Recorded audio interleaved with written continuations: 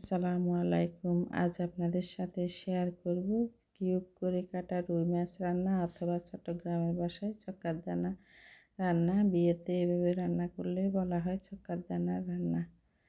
আমি প্রথমে রুই মাছ রান্না করার জন্য এখানে পেঁয়াজগুলো একটু বড় করে কেটে ফুটন্ত গরম পানি দিয়ে ভিজিয়ে রাখবো কিছুক্ষণ। রুই মাছগুলা কিউব করে কাটা, লবণ হলুদ দিয়ে মাখিয়ে নেব।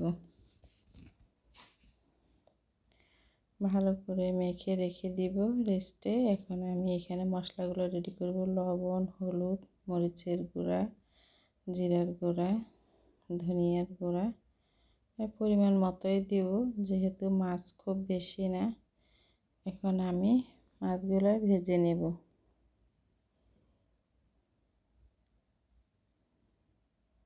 একটা পিঠ ভালো করে হলে উল্টাবো।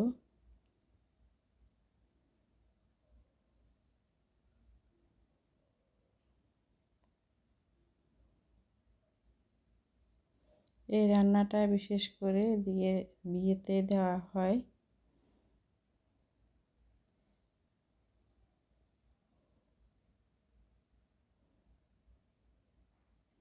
পেঁয়াজ বাটা দিব, 2টা পেঁয়াজ বেটে নিয়েছি।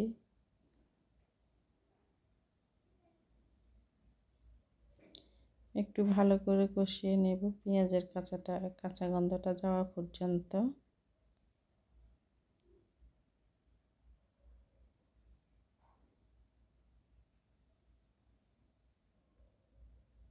এখন দিব রসুন, 1/2 চা চামচের মতো দিব রসুন। যেহেতু মাছ খুবই কম তাই রসুন দিব কমায়। গুলিয়ে রাখা মশলাগুলো দিয়ে দিব। একটা টমেটো গ্রেট করা দিব।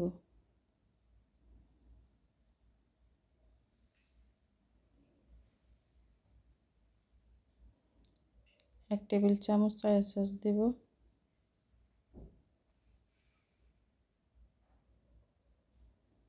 ভালো করে কষিয়ে আবার সামান্য একটু পানি দিয়ে দিব। পানিগুলো নেড়ে ঢেকে দিব। কষিয়ে পানি টেনে আসলে ঢাকনা উঠিয়ে দেখব পানিগুলো অনেকটা টেনে আসছে। মশলার গন্ধ, কাঁচা গন্ধ এগুলো কষিয়ে আসার জন্য প্রথমে একটু পানি দিয়ে কষিয়ে নিয়েছি। এখন মাছগুলো দিয়ে দেব।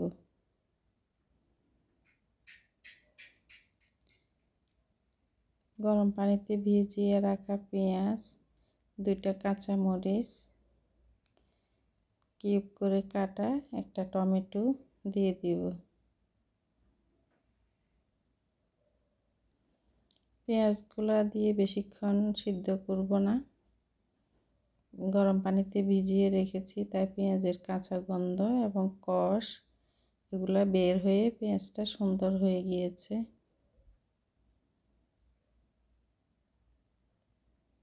সামান্য একটু পানি দিব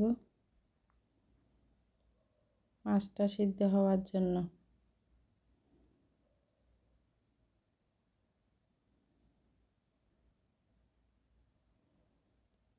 একটু নেড়ে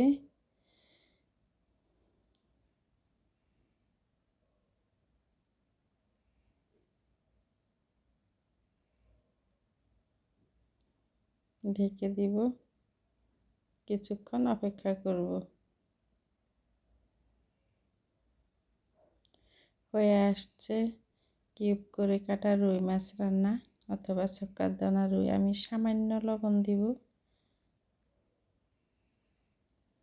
ধনিয়া পাতা দিয়ে দিব। হয়ে গেল আজকের রুই মাছ রান্না। এখন আমি পরিবেশন করব।